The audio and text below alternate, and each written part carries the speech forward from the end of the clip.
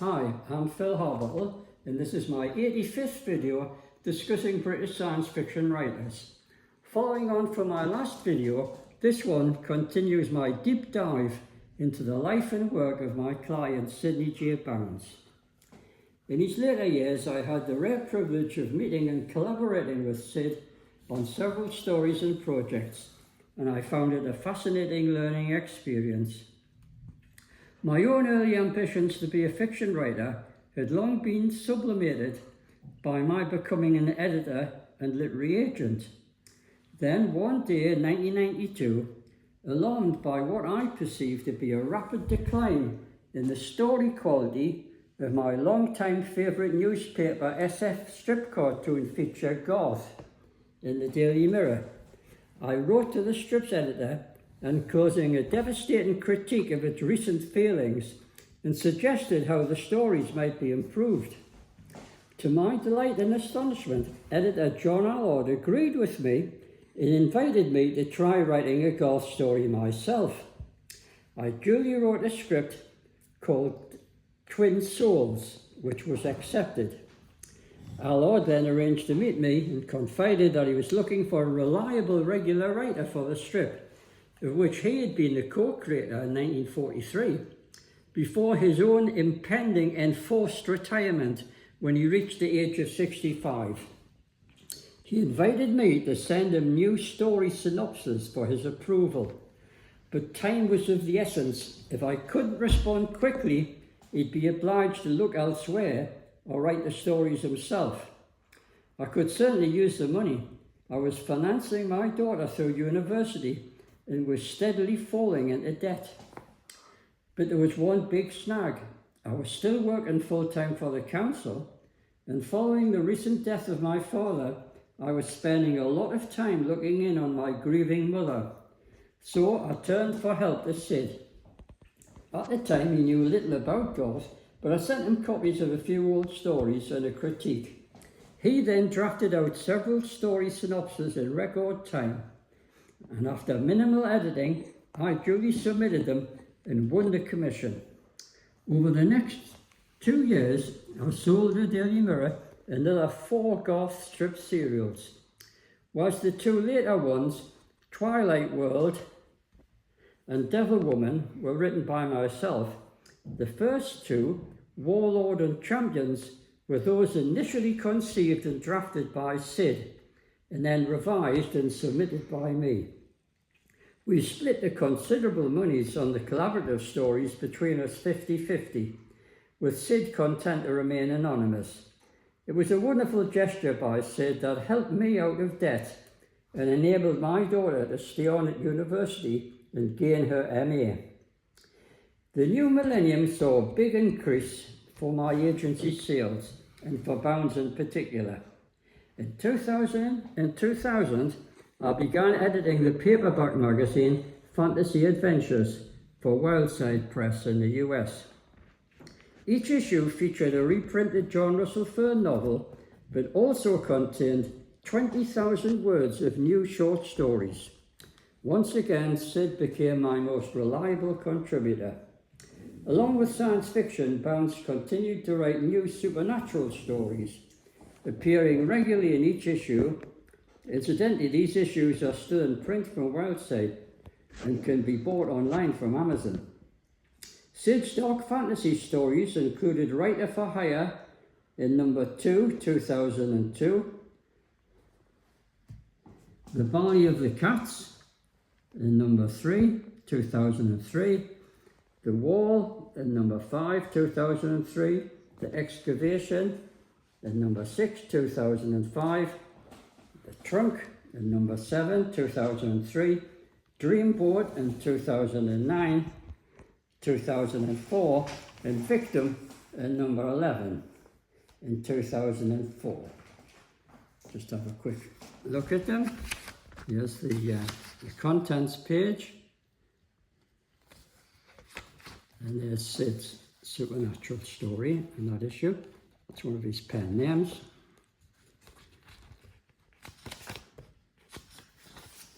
That's the contents page. And there's Sid's story there, again under one of his pen names.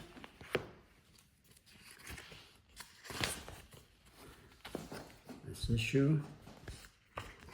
And the Sid Supernatural story under his own name this time. A quick look at the contents page here.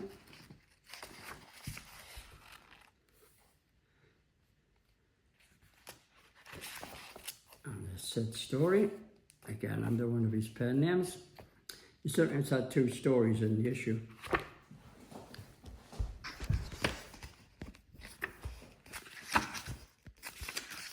Contents page.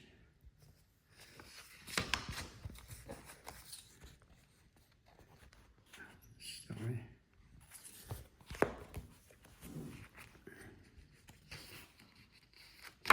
That covers by Sidney Jordan. The other covers are by Ron Turner. Contents page for this issue. Sid story. And again, a Sid story. A generous selection of the best of Sid's science fiction stories is to be found in the 2-volume collection, The Best of Sidney J. Bounds, which we'll see there. Edited by myself and initially published by Wildside in 2003. It would later be reprinted in 2016 by Loom Books. Just have a quick look at the contents page. My selection of Sid's best stories over the years. There's the copyright notices going back to the 1940s and through the 50s. And then the second volume had some later stories signed by Sid. And that was his later work through the 50s, 60s, 70s and 80s. There's the copyright acknowledgements. You'll see the wide range of magazines that it appeared in.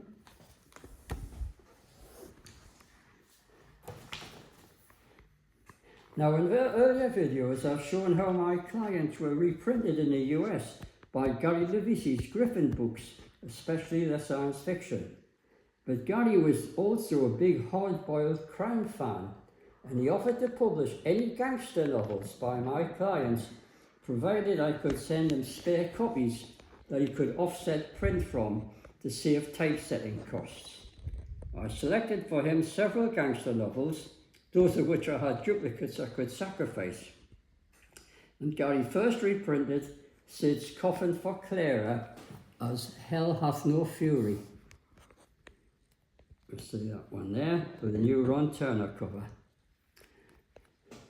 Now later, I sold him 2 Times Murder in 2002. This after discovering that John Spencer had published 3rd and 4th reprints as White Lightning by Pel Toro in 1957 and The Big Frame is by J.K. Baxter in 1960.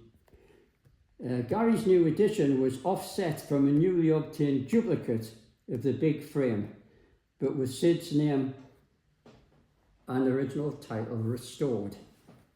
We see that here.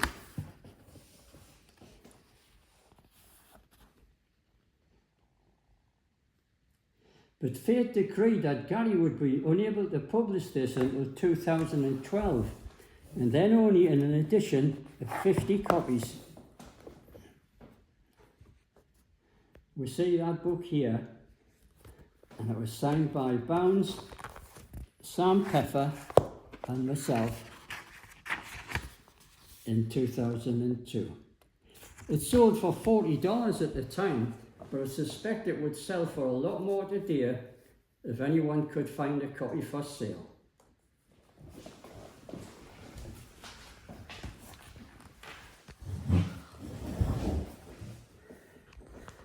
Now, at the same time, I was selling numerous old 1950s Western novel reprints to London publishers Robert Hale by Sid, Ted Tubb, John Russell Fearn and many others.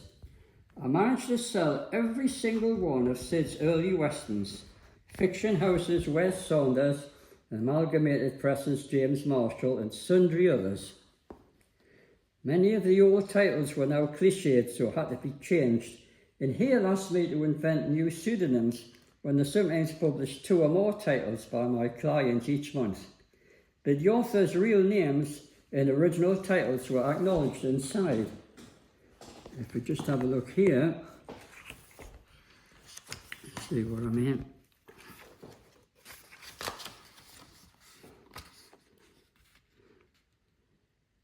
Yeah, that was originally a James Marshall title, copyright 1952 by Sid, and then republished in 2000.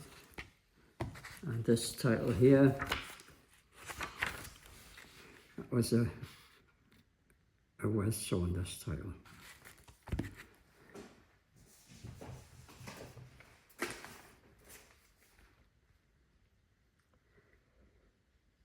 After selling them a previously unpublished novel, A Man Called Savage,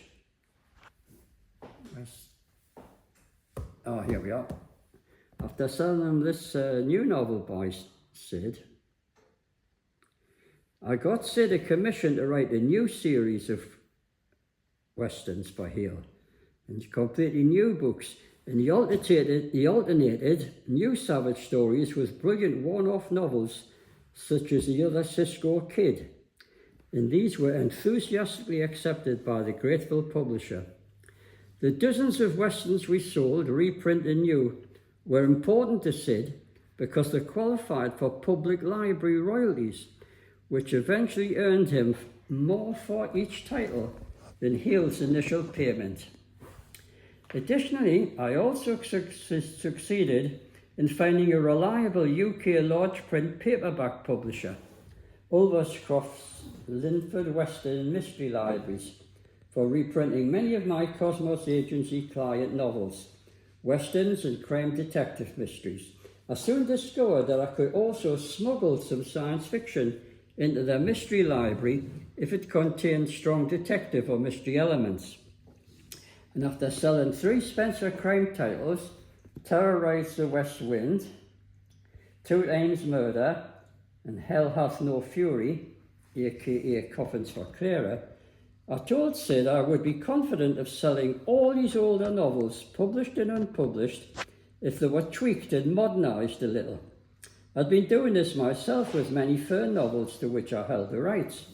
Would he be interested in revising his 1950s novels? No. Revising old work was anathema to him. He wanted to be always doing something new. Seeing my disappointed look, he laughed. But you can do it if you want. I did want, and I set about revising and modernising his remaining old detective and SF novels. His 3 Sexton Blake novels were rewritten and retitled by me with a new detective, Simon Brand. Dimension of Horror, with now impossible scenes on Venus shifted to Mars, became The Vanishing Man.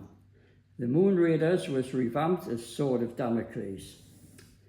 Its Martians becoming more believable interstellar visitants. The World Wrecker was thoroughly updated to make it more plausible, and the Robot Brains was scientifically updated as Mission of the Brains. Sid had sent me an unpublished novel, Enforcer, a powerful crime story with black protagonists involving racial prejudice and the Ku Klux Klan in America's Deep South. He'd been asked to write it by a literary agent 20 years earlier, who then disappeared along with the manuscript. Sid had kept a carbon copy but done nothing with it. I set about retitling it, editing it extensively to make it politically correct, and I also edited another of his old thrillers, The Cleopatra Syndicate, which had only appeared in Italian translation.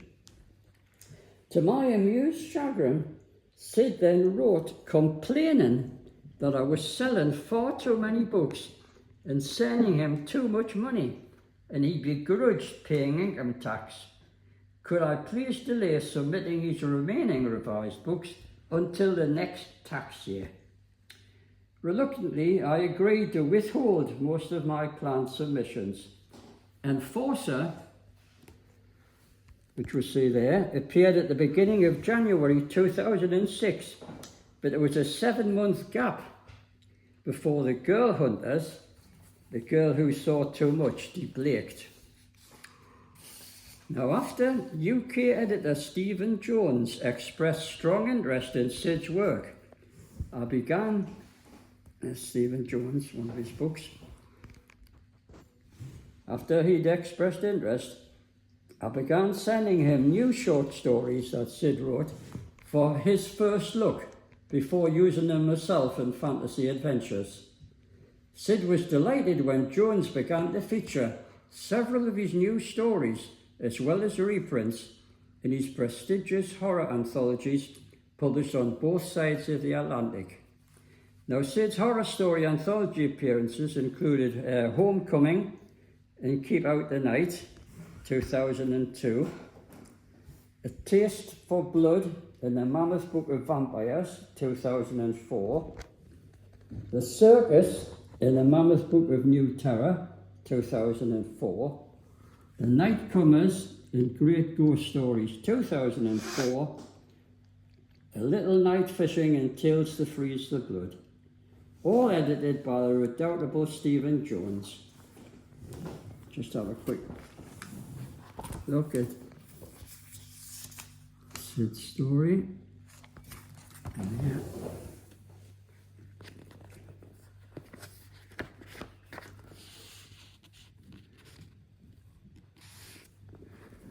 These all appear alongside some leading authors, which you can see there. Sid's story there.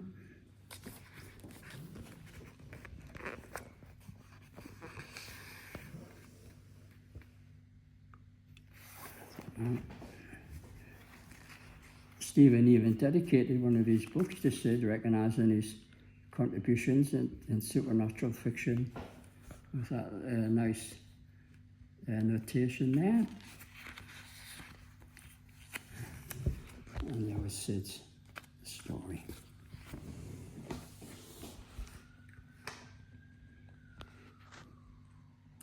Now, writing in Prism, the British Fantasy Society's newsletter, Jones recalled, whenever I would send him a copy of the latest book he was in, he would invariably read it from cover to cover and then send me a detailed letter critiquing the entire volume.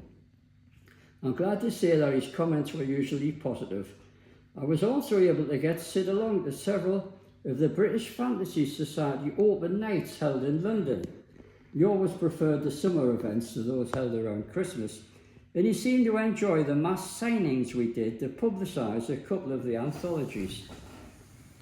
You see the signings there. There's Sid's name amongst all the other authors. See some famous names there, Kim Newman and others. So Sid used to enjoy signing them at the London events. Now, thanks to the perceptive Steve Jones, who was fast becoming a world-renowned anthologist, belated recognition was finally coming to Sid after more than 50 years of professional writing. But alas, tragedy was just around the corner. At the beginning of 2006, Sid, who was now 85 years old, wrote to tell me that he was tired and wanted to retire from writing. He was planning to move to Shropshire to be near his longtime friends. I respected his decision and thanked him for all he'd done for me, but I begged him to write just one more Western. Though I did know it, Sid was extremely ill and in some pain, but he agreed to write one last novel. During the final draft, he eventually learned that he had terminal cancer, but he finished and delivered the novel. I was unaware of his illness and read Savage Right West eagerly. It was as good as ever, wonderful characters, action-packed, although the ending seemed a little rushed. But then abrupt endings had always been Sid's trademark. He abhorred padding, and once the villain was killed, it was always the end in his novels. Then he told me that he was dying, His doctors had told him he could live for perhaps 6 months or 2 years. I asked him if he wanted me to tell his publisher and his friends and fans. He told me not. He didn't want the novel to perhaps sell out of sympathy, but on its own merits. As for his fans, well, maybe later. So I submitted the novel to Robert Hale, announcing it would be Sid's last as he was retiring. It was duly accepted with a single caveat. Could the author expand the abrupt ending a little? Specifically, what had happened to the heroine? Did she get married, and who to? I sent the contract and payment to Sid with the publisher's request. He signed the contract and told me he would let me have the new ending at proof stage. I asked him if I could come down to Telford, his new home, to where he only recently moved to be near his great friends, Maureen and Mike Shine, with my daughter, who would drive me down, so that we could see him one last time and thank him personally for all he'd done for us both. He said he'd like that. A couple of days later, just as I was about to book a hotel, Sid's local friend and carer, Mike Shine, telephoned me with the terrible news that Sid had suffered a bad fall and was in hospital. I postponed the visit, and Mike promised to keep me informed of Sid's condition. A couple of days later, Mike telephoned to say that he feared the worst. He asked me if I'd like for him to arrange for Sid to telephone me the next day from his hospital bed. I was committed to being out all that day, so I asked if the call could be made in the evening around 7:15.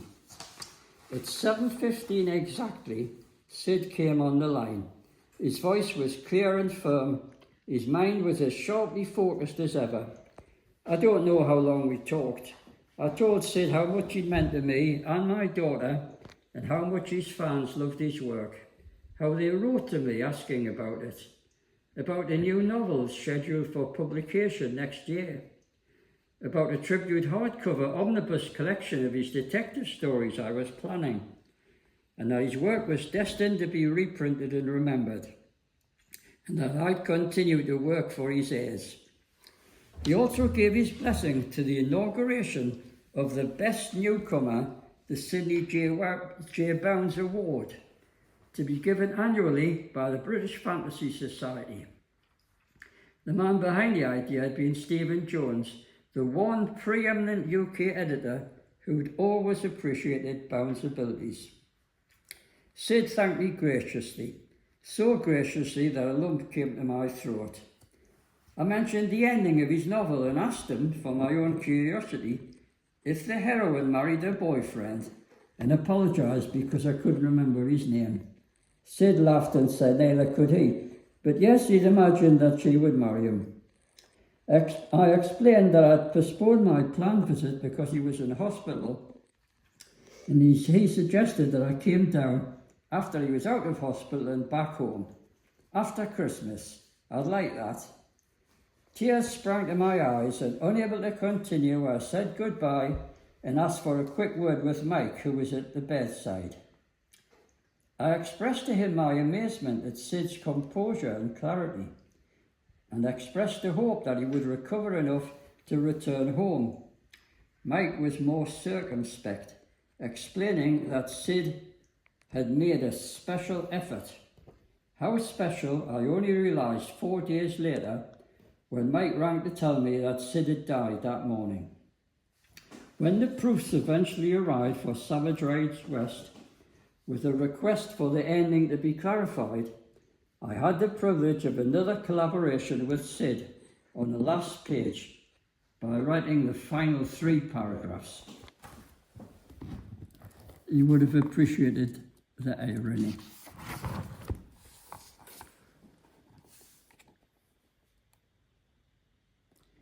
A wonderful man and author, completely without ego and bombast, Sid lived to write, and stopped only when he died. But Sid's work was to have a very significant legacy, which I'll detail in my next video.